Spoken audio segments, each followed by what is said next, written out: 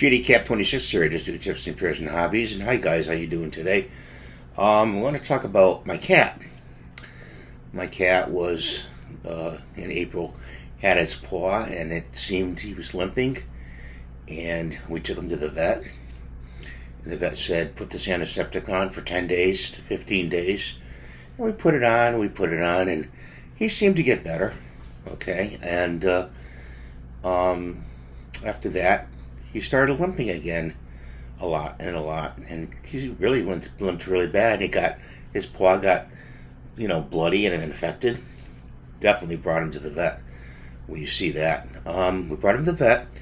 The vet gave him an antibiotic shot, for one, and then he also said change his litter.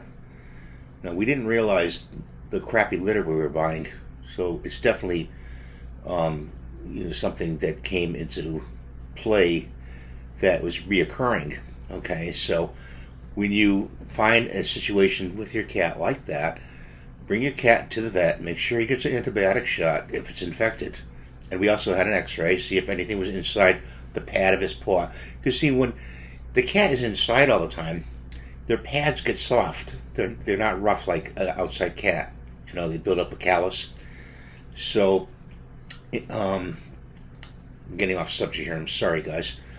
So, get the antibiotic shot, get him an x-ray, see if there's anything inside the pad, and also change his litter.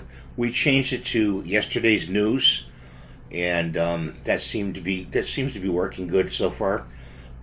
They put a lot of crap in litter, in the cheap stuff. Anything. So you really want to make sure you got the best for your kitties.